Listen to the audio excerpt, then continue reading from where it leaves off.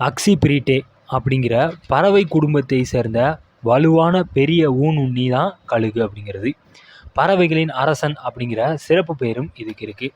அதிகாரம், சுதந்திரம், மேன்மை இது எல்லாமே அடையாளமாக கருதப்படுவது தான் இந்த பறவை. உலகம் ஃபுல்லாக கழுகுகள் பரவலாக தான் காணப்படுது.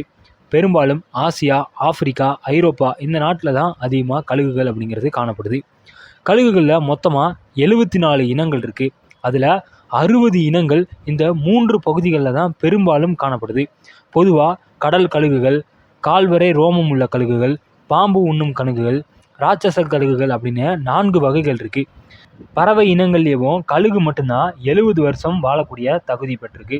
அதே போல் அதிக உயரம் பறக்கக்கூடியவையும் கழுகு மட்டும்தான். பெண் கழுகு ஆண் கழுகை விட சற்று பெருசாக இருக்கும். ஆண் கழுகுக்கு பரீட்சை வந்ததுக்கு அப்புறம் தான் அதன் மீது நம்பிக்கை வைக்கும் பெண் கழுகு. அதாவது ஆண் கழுகை சந்தித்து உறவு கொள்வதற்கு முன்னாடி அந்த ஆண் கழுகுடன் நிலத்திற்கு போய் சிறு தடி போன்ற ஒரு குச்சியை எடுக்குமாம்.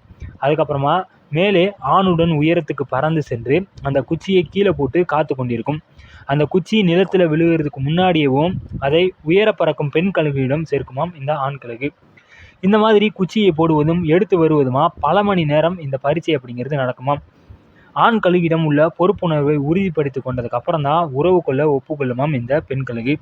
மிக உயரமான முட்களை கொண்ட மரக்கிளைகள், இல்லைனா மலைச்சரிவுகள், பாறை பிளவுகள் அப்படின்னு மற்ற உயிரினங்கள் எளிதில் நெருங்க முடியாத இடத்துல கூட கூடி கட்டு வாழுமாம் இந்த கழுகு.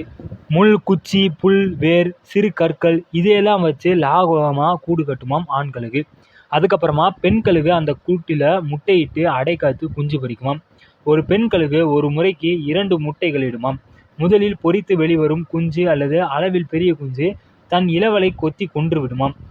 இந்த மாதிரியான ஆதிக்கம் செலுத்தும் குஞ்சானது பொதுவாக பெண்ணாகத்தான் இருக்கும். ஏன்னா பெண் குஞ்சு ஆண் குஞ்சை விட ரொம்ப பெருசு. இந்த படுகொலையை தடுக்க அவற்றின் பெற்றோர்கள் கழுகுகள் எந்த முயற்சியும் எடுக்கிறதே கிடையாது. எதிரிகளை தாக்கவும் தன்னுடைய முட்டைகளை பாதுகாக்கவும் ஆபத்து காலங்களில் உடம்பிலிருந்து கந்தக அமிலத்தை கழுகு உமிழுமாம். இந்த கந்தக அமிலம் எந்த ஒரு உயிரினத்தின் மீது பட்டாலும் அந்த உயிரினம் அப்படியே கருகி போயிருமாம். ஒரு குறிப்பிட்ட காலம் வரைக்கும் தான் கழுகு குஞ்சுகளை கூட்டில் வைத்து பாதுகாக்குமாம். அதுக்கப்புறமா மென்மையான கூட்டை நீக்கிவிட்டு முட்கள் நிறைந்த குச்சிகளை போல இருக்கிற கூட்டில் அதை படுக்க வைக்குமாம். இதனால் அந்த குச்சிகள் குத்துனதுனால அது ஓரத்தில் வந்து அந்த குஞ்சை கீழே தள்ளி விட்டுருமாம். அந்த குஞ்சு நிலை தடுமாறி விழ போகும்போது இறக்கைகளை விரித்து பறக்க முயலுமாம். ஆனால் அதால் பறக்க முடியாது. குஞ்சுகள் கீழே விழுந்து அடிபடாமல் ஆண் கழுகு பறந்து சென்று தன்னுடைய முதுகில தாங்கி திரும்பவும் கூட்டிற்கே கொண்டு வந்து சேர்க்கும். இந்த மாதிரி தொடர்ந்து பயிற்சி அளிக்கப்பட்டு குஞ்சுகளை பறக்க வைத்து தானாக இரை தேட அனுப்பிவிடுமாம்.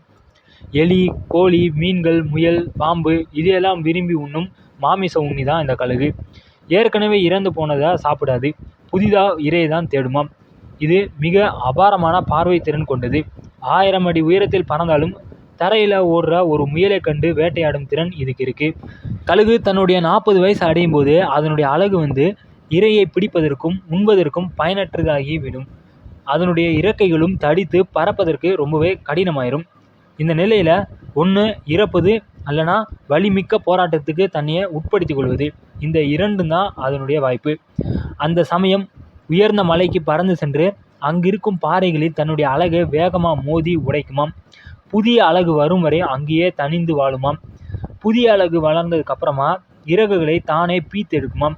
5 மாதங்களுக்கு அப்புறமா புதிய இறகுகள் முளைக்க ஆரம்பிக்கும்.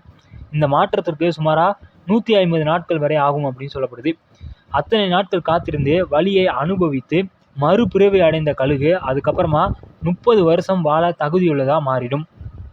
புயலின் காற்று மூலமாக மேகங்களுக்கு மேலே எளிதாக பறக்க முடியும் அப்படிங்கிறதால புயலை ரொம்பவே பிடிக்குமாம். மேலும் அவை மணிக்கு 32 கிலோமீட்டர் வேகத்தில் பறக்கும் திறன் கொண்டது. உலகத்திலேயும் மிகப்பெரிய கழுகான பிலிப்பைன்ஸ் நாட்டு கழுகின் இறக்கை தான் 8 அடி நீளம் கொண்டது. அது ஒரு ஆட்டையோ இல்லைனா ஒரு மானையோ தூக்கி செல்லும் அளவிற்கு திறன் கொண்டது. குதிரைகள் நின்று கொண்டு தூங்குவது போல கழுகுகள் மரக்கிளைகளில் உட்கார்ந்து கொண்டே தூங்குமாம்.